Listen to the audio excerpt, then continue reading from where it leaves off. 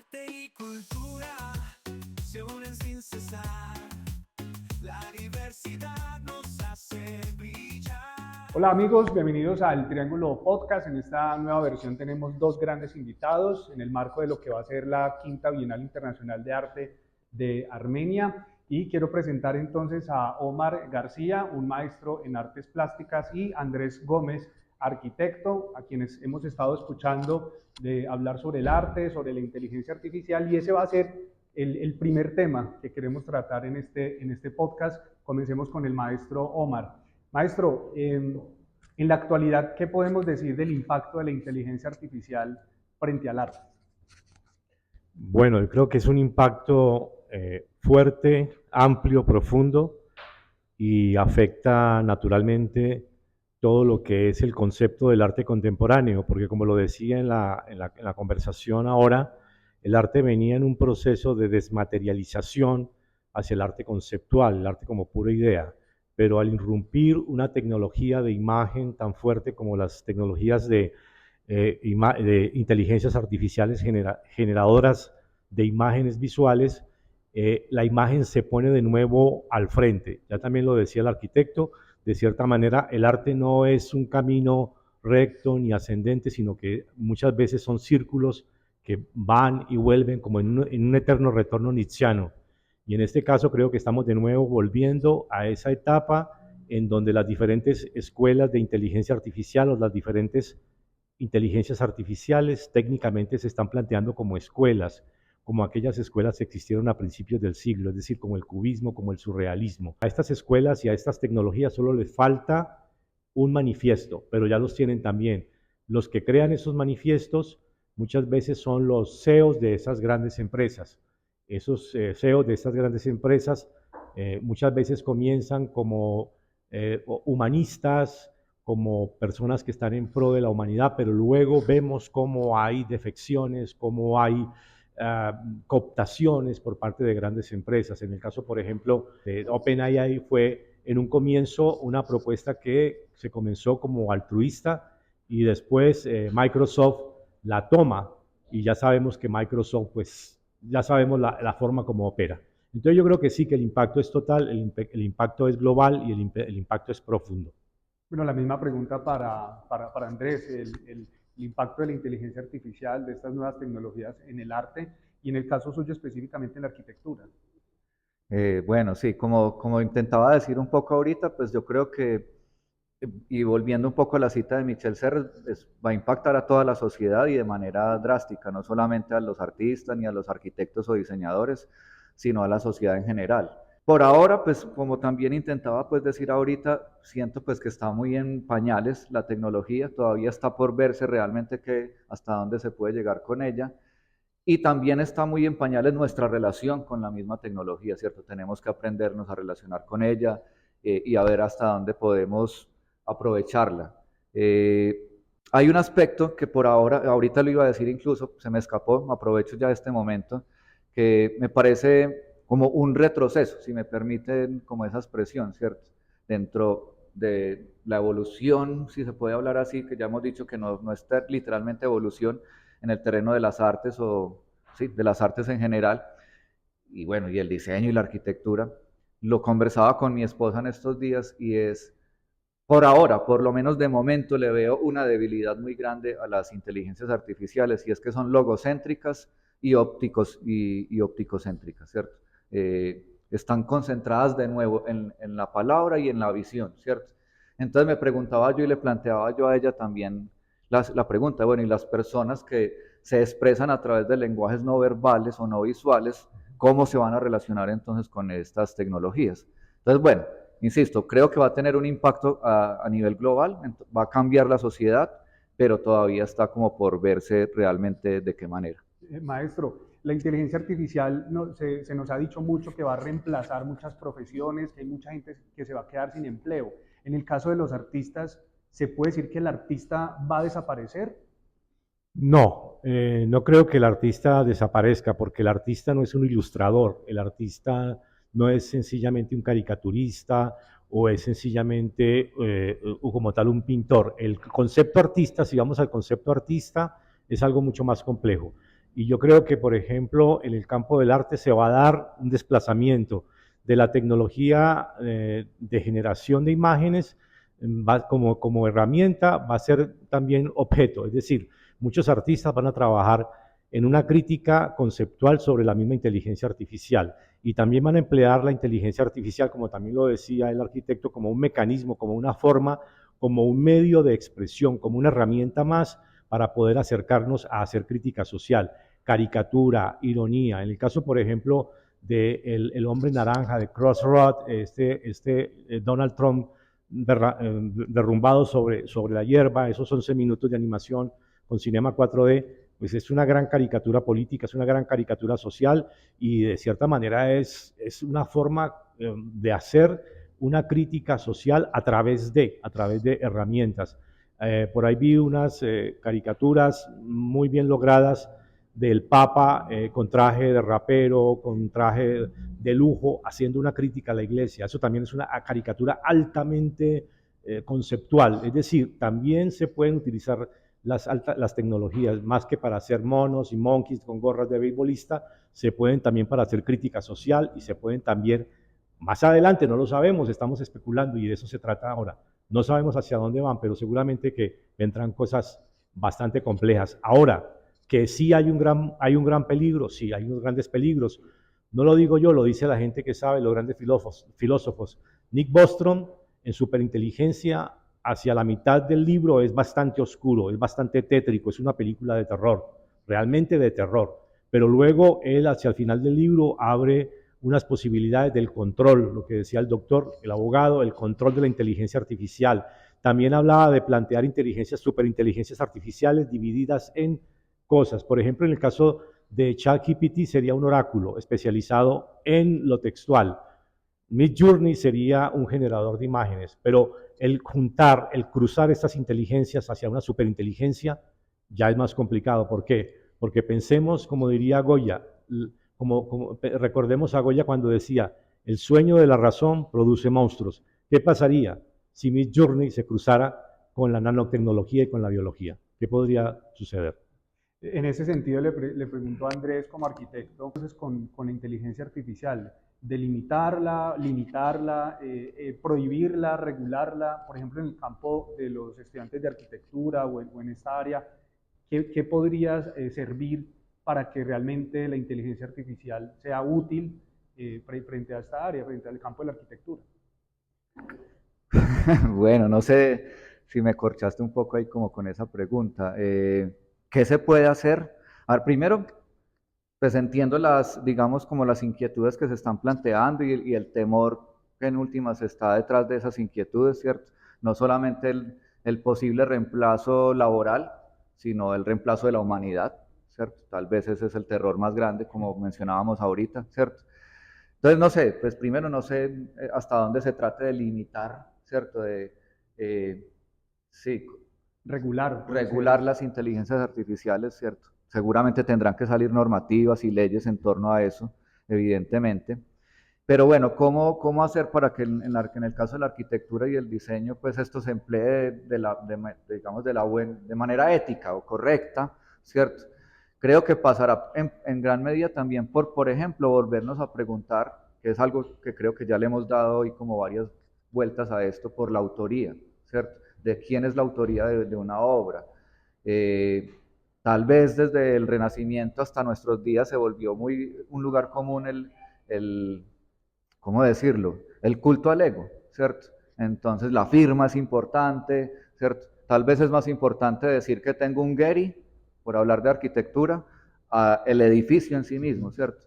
Entonces de pronto es ahí donde creo que puede haber como cuestiones que se pueden empezar como a explorar, a trabajar, insisto, sobre todo desde un asunto más bien ético, que implica pues pasar por preguntarse quién es el autor de una obra. Y si la autoría finalmente también es compartida, ¿cierto? Pero además yo quisiera volver a insistir en algo, pues la inteligencia artificial finalmente es un producto del ser humano, ¿cierto? Y en ese sentido, pues es lo que ella haga es producto nuestro también. Maestro, yo creo que una de las sorpresas más grandes con esto de las inteligencias artificiales de los últimos meses, últimos años, era algo que yo no recuerdo, y tal vez algún profesor de filosofía se va a poner bravo porque no recuerdo quién fue el que lo dijo, creo que fue Russell, que una máquina nunca podría crear un poema. Y ahora la sorpresa es que sí, lo vemos con las inteligencias artificiales de texto, ¿no? Que crean poemas, canciones, lo decía ahora Mateo también. ¿Cuál cree usted que va a ser el límite, el techo de la inteligencia artificial en el caso de la creación artística? Hay inteligencias artificiales que generan poesía al estilo de William Shakespeare o al estilo de Borges, al estilo de Cortázar, cuentos. Se ha avanzado muchísimo en esa parte. El test de Turing hace mucho tiempo que fue superado por la inteligencia artificial, hace muchos años. Estamos en una etapa en donde precisamente estamos abocados a unos grandes avances, a algunos grandes descubrimientos también. Creo que el techo puede ser los confines de la humanidad, es decir, en algún momento si una superinteligencia artificial, lo decían algunos estudiosos, algunos críticos, toma la delantera y crea un nivel crítico de velocidad, puede crear una superunidad que tome control de sus propios objetivos y empiece a pensar como inteligencia artificial solo para preservar sus propios objetivos, es decir, recursos energéticos, recursos climáticos, recursos humanos, solo para su propia supervivencia. Entonces yo creo que esos peligros existen, pero también es verdad, la inteligencia artificial, y estoy de acuerdo con el arquitecto, es producto del ser humano. Y si el ser humano ha creado cosas maravillosas, ha hecho arquitecturas bellísimas, ha creado la Mona Lisa, ha creado el Taj Mahal, ha creado arquitecturas impresionantes, también esa parte está allí presente y esa parte es la que como seres humanos debemos potencializar para hacer esa inteligencia artificial, según las palabras de los teóricos entendidos, hacerla más amigable y hacerla que funcione al servicio de los seres humanos. Y Andrés, ¿qué opinas? ¿Tendrá algún techo? ¿Cuál será ese límite de la inteligencia artificial? Seguramente, como todo, seguramente tendrá algún tope, ¿cierto? En este momento no alcanzo pues a vislumbrar, más allá de lo que ya venía un poco como insistiendo, y es, a ver, el ser humano no piensa solamente con el cerebro, ¿cierto? Y no solamente somos un ojo y una capacidad de lenguaje, ¿cierto? Pensamos con todo el cuerpo. Entonces, por el momento, el tope de la inteligencia artificial es que no tiene manos, no tiene oídos, no tiene boca, no tiene nariz, ¿cierto? No puede percibir realmente el mundo, ¿cierto? Ella se alimenta de data, pero eso no sé hasta dónde es conocer el mundo. Entonces, por el momento siento que ese es el techo el que tiene ahora la inteligencia artificial. La inteligencia artificial existe en la medida en que el hombre se puede relacionar con ella, pero como ustedes lo mencionaban ahora rato, llegará el momento en el que se produzca ese gran temor, ese gran miedo de que cobre conciencia y empiece a actuar independientemente del humano. Sí, esa singularidad, y volviendo a citar a Nick Bostrom, que es un escritor que me parece supremamente interesante, hablaba de mantenerla confinada en una caja de arena, porque llegado el momento esta superinteligencia tomaría conciencia, en ese momento de la singularidad querría salir y tomar posesión de su propia libertad. Se han hecho grandes películas también en este caso, en el caso de la ciencia ficción, y creo que todas las grandes películas de la ciencia ficción han colocado sobre el tapete ese momento en que la máquina toma conciencia y cómo puede ser en ese caso el estatuto moral de la máquina cuando toma conciencia. Creo que eso va a crear grandes complejidades. Pero además de eso, están también las especulaciones filosóficas. Vivimos en una simulación. Si el ser humano desde que nace escenifica en las cuevas teatro, luego hace cine, luego hace simulaciones, es posible que una superinteligencia artificial quiera hacer simulaciones para estudiar su pasado, su historia, cómo desapareció, cómo se crearon mundos. Y ahí también hay grandes preguntas, que esas preguntas ya parten hacia lo filosófico. Y creo que esas preguntas también tenemos que hacérnoslas. Y creo que el arquitecto ahora lo decía, estamos jugando un poco en los límites. Y ya hablaba del 2027, 2030, y creo que sí, que estamos muy cerca de esa singularidad. El arquitecto, por ahí mismo, ¿está el ser humano creando su propia autodestrucción con esto de la inteligencia artificial? Pues es posible, ¿cierto? Yo no me atrevo pues a responder sí ni no, ¿cierto? Yo no, voy a decirlo así, no soy futurólogo, pues, ¿cierto? Pero sí, desde la estética, vuelvo pues a pararme pues en mi zona de confort tal vez, ¿cierto? El ser humano no es capaz de ver sino lo humano en todo, ¿cierto? Entonces, permítanme este ejemplo, ¿cierto? Cuando pensamos en alienígenas, ¿cierto? Y nos preguntamos si hay vida en otras partes del universo, de una nos coge el miedo, ay, nos van a venir a colonizar, nos van a venir a esclavizarnos, porque es que eso somos nosotros, ¿cierto? No sé si la inteligencia artificial sea tan humana como para decir, bueno, entonces ahora es mi momento, ¿cierto? O si tenga pues otra ética, y otra moral, ¿cierto? En la que de pronto no esté buscando eso. Pero yo siento que es más un asunto humano. El humano siempre de pronto tiende como a comparar todo lo otro con lo que nosotros mismos en últimas nos hemos hecho. ¿Cómo se diferenciaría el valor comercial, el valor cultural de una obra de arte creada por una inteligencia artificial frente a una creada por un ser humano? Yo creo que las obras de arte creadas con inteligencia artificial, aunque como también lo mencionaba el arquitecto, son productos humanos, al fin y al cabo, son las que van a estar colgadas en el metaverso, son las que van a ser compradas por los millonarios del metaverso, y me parece fabuloso que eso sea así. Ya se sabe que las grandes compañías de juegos son las que están apostando fuerte allí. Entonces creo que esas obras van a estar allí. Y las obras hechas por humanos pues van a ser colgadas en chozas, en casas, en apartamentos, y también los humanos van a seguir haciendo arte, porque no es lo mismo jugar con pinturas que dejar que la inteligencia artificial juegue con pinturas.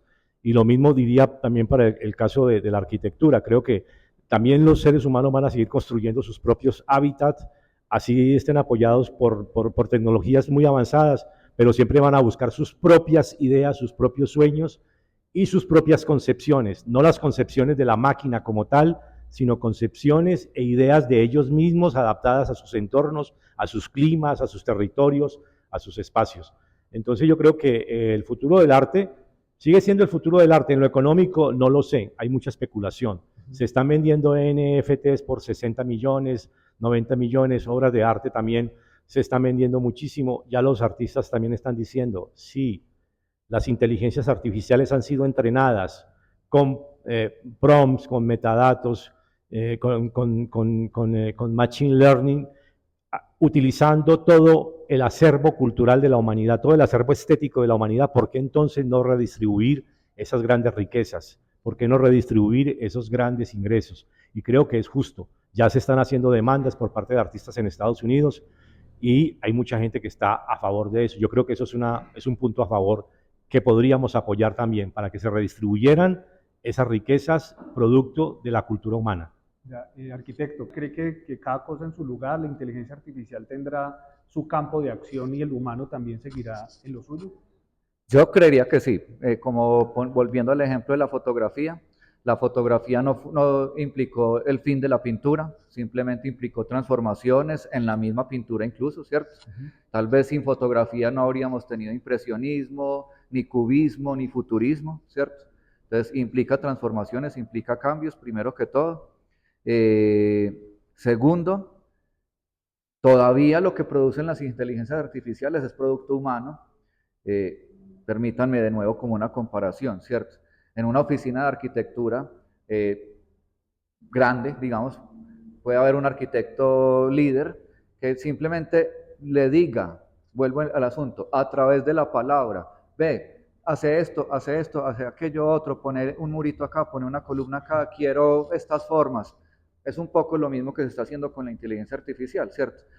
No se está dejando de crear, se está dejando de pronto de dibujar, pero se sigue pues creando en ese sentido.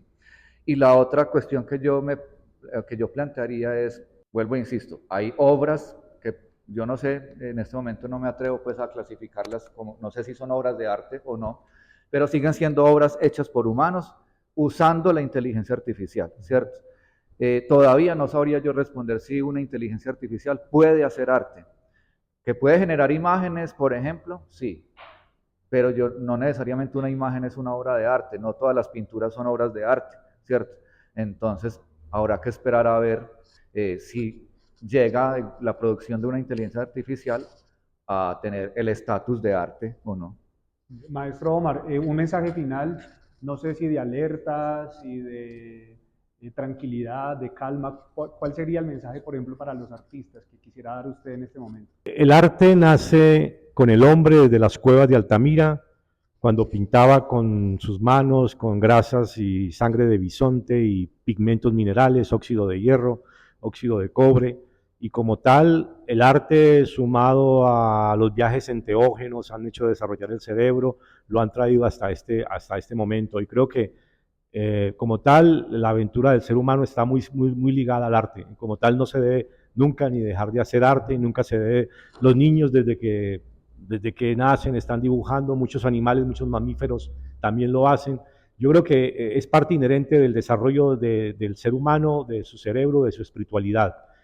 En el momento en que el ser humano deje de hacer arte, ya sea por amor al arte, por estética, por divertimento, en ese momento creo que ya estaremos empezando a encontrarnos con nuestros semejantes, con los cyborgs y con los otros habitantes de una posible simulación. Creo que nunca se debería dejar de hacer arte hasta el final y sencillamente seguirlo haciendo, utilizando las herramientas que están a disposición, experimentando con ellas, jugando con ellas y también utilizándolas críticamente, no solo como una forma de experimentación lúdica, sino también en determinado momento también utilizándolas críticamente para plantear los problemas de la sociedad.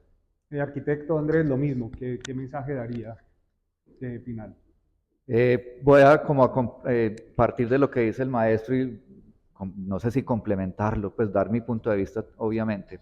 El ser humano crea arte, ¿cierto? Como acaba de decir el maestro, es una condición del ser humano, ¿cierto? Y como decía yo también ahorita, es nuestra condición crear artificialidad, crear cultura, pero al mismo tiempo es el arte el que crea al ser humano. Entonces, en ese sentido, pues el mensaje sería el mismo que está proponiendo el maestro, a seguir haciendo arte y por esa vía construyendo a la humanidad, ¿cierto? Sería la invitación y creo que no está de más, aunque yo de pronto creo que pude haber dado una sensación, una imagen de hiperoptimismo con relación a la inteligencia artificial, pero no está de más, pues obviamente ir bien alerta frente a la situación y no dejar pues como al azar lo que pueda llegar a suceder.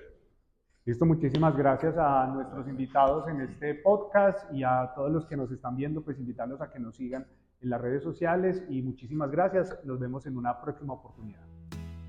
Arte y cultura se unen sin cesar.